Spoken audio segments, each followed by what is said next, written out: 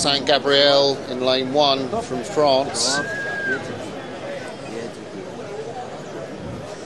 Here's someone who does have Olympic form, Frida Svensson. She was 7th in the Olympics. Very distinctive with that blue headscarf. Brett Sickler, the American, of course it was Michelle Guret who did so well in the Olympic Games, take silver medal. And here is the favourite, Catherine Granger, 3 times Olympic silver medalist, just getting ready for the start there. And the Dutch sculler, the Spanish sculler, Nuria Dominguez Asencio in lane 5. She was the only representative of Spain in the Olympics in 2008. Got in on a wild card, and out in lane 6, the Dutch sculler Nina Groen. Yeah, it'd be great to see how Catherine gets on here. First race internationally in the single scull. She's won the British trials, and as we say, there's a bit of form to measure against, both in the shape of the Swedish sculler Frida Svensson and Nuria Dominguez from Spain, who's certainly an experienced campaigner. Came 14th in Beijing, but today in front of a home crowd, I'm sure she'll want to do well. You see the American there, Brett Sickler. The race for lanes, the American impressed me yesterday actually. So there we go. Granger won yesterday's race for lanes.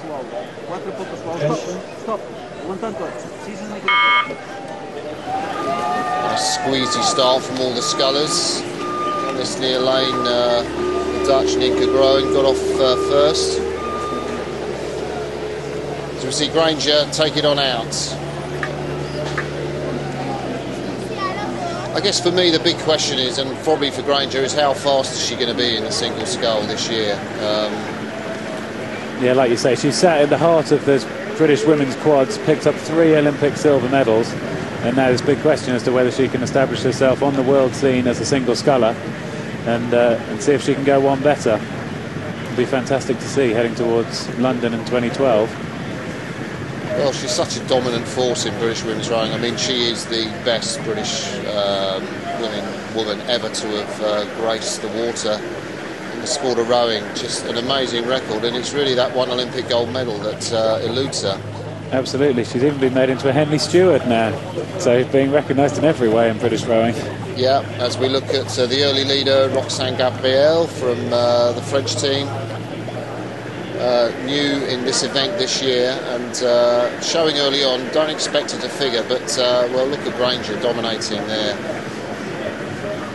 Yeah, as you say, Roxane Gabriel got away well, didn't she? Got a good start, but it's Catherine Granger who settled into that stroke rate, 35 strokes per minute, moving about a long way between strokes. Look how well connected she is. So the blades go in, then her body moves slowly to me as she actually moves the boat past the blades, and just is moving her boat further per stroke than anyone else in the race. Well, she's born in Glasgow, hometown Aberdeen up there in Scotland, educated at Edinburgh University, so all of Scotland will be watching her with great interest. They really treat her as one of their own daughters. And it's her that heads in 153.71, ahead of the sculler from... Who's that going through? Well, I think it was the American Brett Sickler who was right in there. I don't think the times that went up on the screen were quite right. Yeah. Interesting to see just that little bit of steering. It always looks worse when you see that shot from behind, but I think she's still sitting in the middle of the lane and needing to respond a bit to Sickler, who was one of these the strong group of Americans who were in the American Women's 8, both in 2006 and 2007. She was a world champion, but she wasn't there for the Beijing Olympics. She's no technical purist looking at her, is she, Greg? She's not. She's dropping her wrists right down there and getting the strokes in. She's a strong woman by the look of it.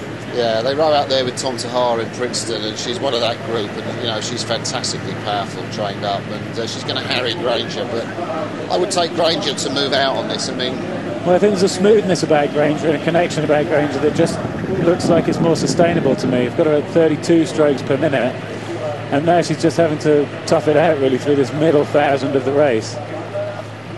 I mean, there's no one come close to her in the British women's trials. She won by 7 seconds. I know, and she'd taken a fair bit of time off in the winter as well, so she hasn't got that base of winter training behind her necessarily. So it will be interesting to see what happens in the latter half of the race, and possibly even in the latter half of the season. But as it is, we can see she's technically very solid, and she's a strong girl, isn't she?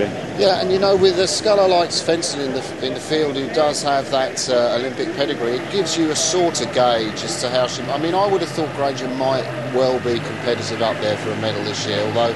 Well, it would be a fantastic step to come into the single and be getting on the medal rostrum in their first year. But now's the time to do it post-Olympics. And like you say, interesting, we've got them going through halfway. Granger with the length there on Sickler, and Svensson way off.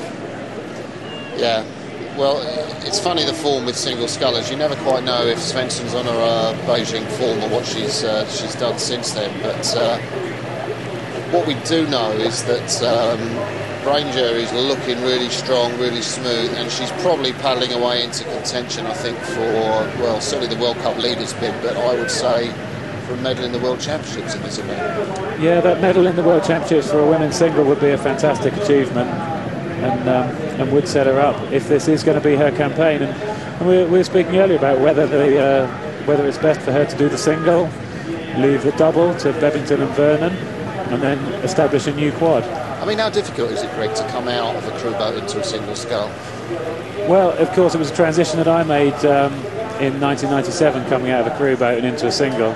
And I've got to say, I love the independence of it. I love the ability to choose my training to work the way I want it to work.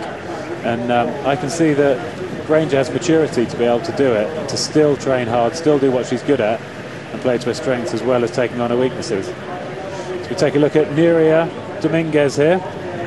And hard to see quite where she is, back in fourth place there, because this field has now got quite spread, hasn't it? She's been around for a long time, Nuria, hasn't she? 34 years old. Yeah, she's an experienced campaigner, and unfortunately she's probably used to these situations where she's having to tough it out in the back, in the second half of the field, and keep it going.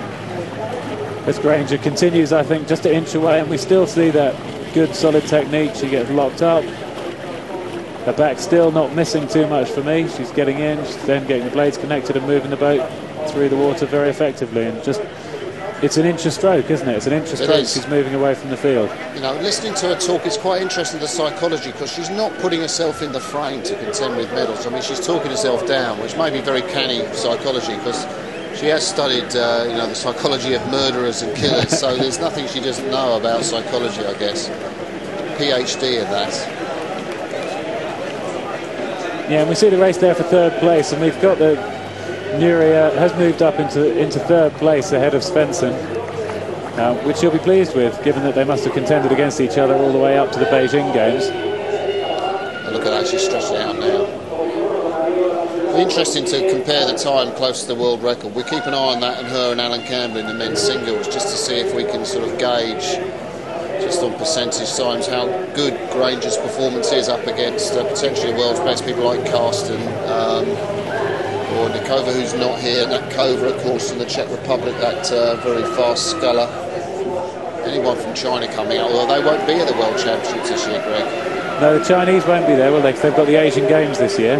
But taking a look across here, the Spanish sculler, Nuria Dominguez, making a big step on, 34 strokes per minute. She wants to race at home in front of the home crowd.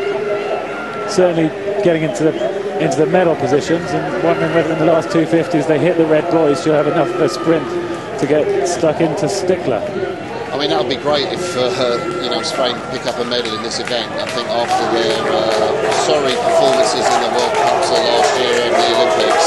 Yeah, you're right. But it looks like Spencer's responded to it and picked her stroke rate up as we get into the real race, which is going to be for the other